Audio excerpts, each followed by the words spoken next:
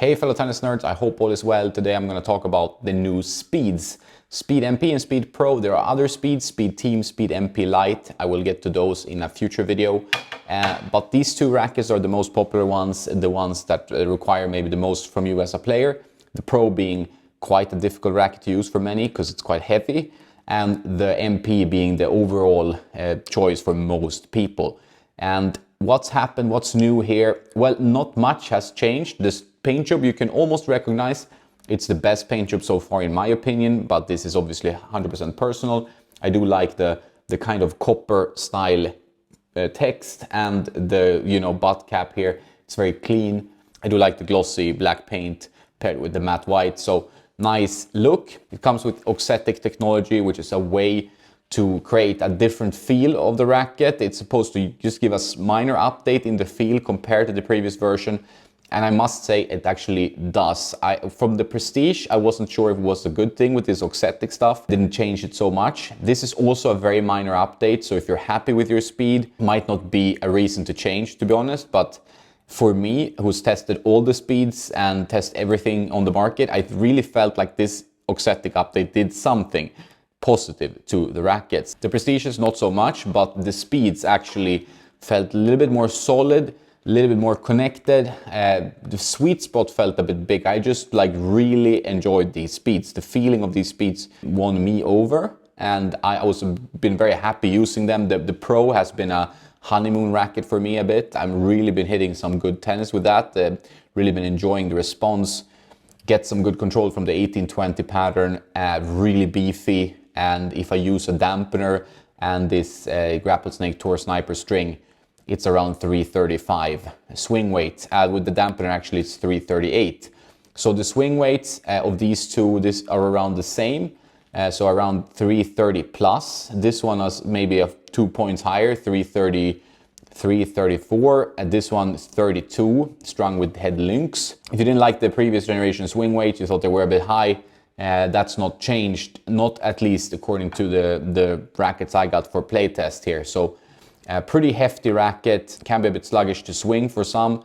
That would be the main issue. But if you're an advanced player who don't want to dabble with so much customization, these rackets are excellent. That's really, when I pick up the Pro and I play with that, I feel like I could be holding like a pro stock pro player racket. It just plays control, power, stability, it's all there. The only issue that I get to sometimes after playing for a while is that if I get a bit tired, the 340 almost swing weight can be a bit much. But overall, when I'm playing well, this racket helps me play even better. So really been happy with this stick, and it's an aggressive weapon. It's for you who wants to attack the ball.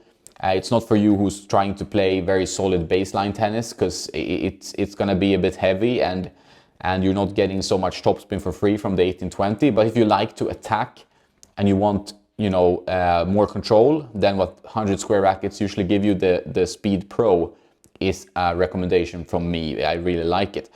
Otherwise, specs are unchanged. It's just the auxetic, and it does feel like it creates a little bit more stability, a little bit bigger sweet spot. Overall, I just like the feeling of these a bit more than the previous generation.